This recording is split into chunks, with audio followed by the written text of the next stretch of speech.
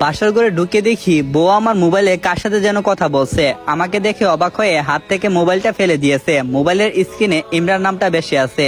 আমি একবার মোবাইলের দিকে আরেকবার তাসফিয়ার দিকে তাকিয়ে আছি। তাসফিয়া মাথা নিচু করে রাখছে। আমি মোবাইলটা হাতে নিয়ে তাসফিয়ার হাতে দিলাম আর বললাম, ইমরান তোমার কি হই? তাসফিয়া উত্তর দিল, আমার খালাতো ভাই। তখনই তাসফিয়াকে জোরে একটা ধমক দিয়ে বলছি, প্রথম রাতে মিথ্যা দিয়ে শুরু করছো, আর বাকি জীবনটা তাহলে কি করে কাটাবে? তাসফিয়া তুতলিয়ে বলল, কি মিথ্যা বলছি? যেটা সত্যি আমি সেটা বলছি। ইমরান আমার খালাতো ভাই।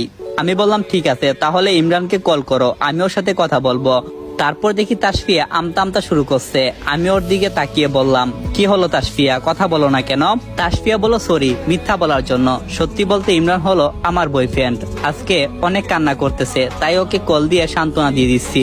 আমি বললাম, তার মানে ইমরানকে অনেক ভালোবাসতে? তাসফিয়া বলল, হ্যাঁ। আমি বললাম, তাহলে আমাকে বিয়ে করছো কেন? তাসফিয়া বলল, সত্যি বলবো? আমি বললাম, হ্যাঁ বলো। তাসফিয়া বলল, ইমরান এখনো লেখাপড়া করে, আর আমাদের পরিবার আমাদের সম্পর্কটা মেনে নিতে চায় না। আর এদিকে আব্বু আম্মু বিয়ে দেওয়ার জন্য পাগল হয়ে উঠছে। আমি বললাম, কেন? তাসফিয়া বলল, কারণ আমার ছোট দুইটা বোন আছে, ওদেরও তো বিয়ে দিতে হবে, তাই বাধ্য হয়ে আপনাকে বিয়ে করছি। আমি বললাম, বুঝতে পারছি। আসলে আমাদের সমাজে ছেলে লেখাপড়া করলে বা বেকার থাকলে তাদের কাছে কারো মেয়ে বিয়ে দিতে চায় না। আমি বললাম, তাসফিয়া একটা সত্যি কথা বলবে? তাসফিয়া বলল, হ্যাঁ বলেন, কি সত্যি আপনি জানতে চান? আমি বললাম, তুমি কি কখনো আমাকে স্বামী হিসেবে মেনে নিতে পারবে? আর কতদিন লাগবে? তাসফিয়া কিছুক্ষণ চুপ থেকে বলল, জানি না, তবে ইমরান আমার হৃদয় জুড়ে সারা জীবন থাকবে। আমি বললাম, ধন্যবাদ সত্যিটা বলার জন্য। আচ্ছা, আমি যদি তোমাকে ডিভোর্স দিই তাহলে কি তুমি ইমরানকে মেনে নেবে? তাসফিয়া বলল, শিওর দিতে পারছি না, তবে ইমরানকে অনেক লাভ করি। আমি বললাম, ঠিক আছে, ইমরানের সাথে তুমি কথা বলো, যদি ইমরান তোমাকে মেনে নেই তাহলে আমি তোমাকে ডিভোর্স দেবো। ডিভোর্সের কথা শুনে তাসফিয়া আমার দিকে হা করে তাকিয়ে আছে, মায়াবী চোখটা যেন আমাকে গিলে খাচ্ছে। তাসফিয়া বলল, বাসর রাতে ডিভোর্স নামটা নিলেন? আমি বললাম, হ্যাঁ, কারণ তুমি কখনো আমাকে স্বামী হিসাবে মেনে নিতে পারবে না। আচ্ছা, ওই পাশে শুয়ে পড়ো, আমি এদিকে শুয়ে পড়ছি। আর হ্যাঁ, ইমরানকে কল করো, ওর সাথে কথা বলো, আমি জানতে চাই ও কি চাই, সকালে আমাকে তা বলবা। তাসফিয়া বলল, হ্যাঁ।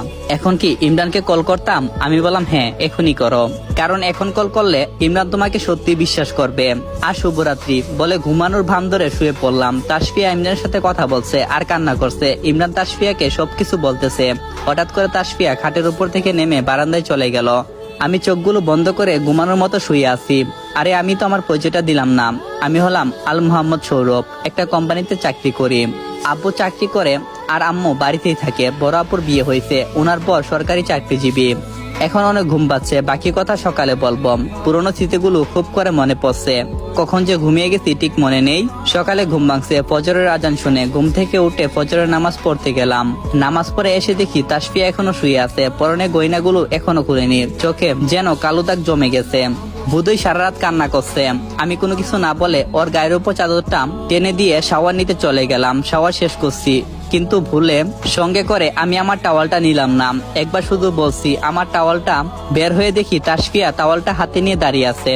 আরে তুমি আমার টাওয়ালটা নিয়ে দাঁড়িয়ে আছো কেন? তাসফিয়া বলল, বারে তাতে কি, আপনি ভুল করে টাওয়াল ফেলে গেছেন তাই। আর যদি কোনো কিছু মনে করেন তাহলে যেখানেটা সেখানে রেখে দেই। আমি বললাম, মনে করার কি আছে, দাও আমার কাছে টাওয়ালটা দাও। টাওয়ালটা হাতে নিয়ে তাসফিয়াকে জিজ্ঞাসা করছি, তাহলে আমাদের ডিভোর্স কবে হবে? তাসফিয়া আমার দিকে তাকিয়ে অবাক দৃষ্টিতে। আমি বললাম, আমি আবারও বলছি, ইমরান কি তোমাকে মেনে নেবে? যদি তোমাকে মেনে নেই তাহলে আমি তোমাকে ডিভোর্স দেব।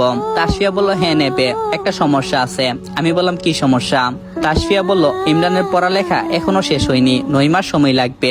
এই 9 মাস আপনার কাছে থাকতে বলছে। আমি বললাম, তার কি করার, আর আমারও তো জীবন আছে, আমার আবার কাউকে বিয়ে করতে হবে। তাসফিয়া বলল, ঠিক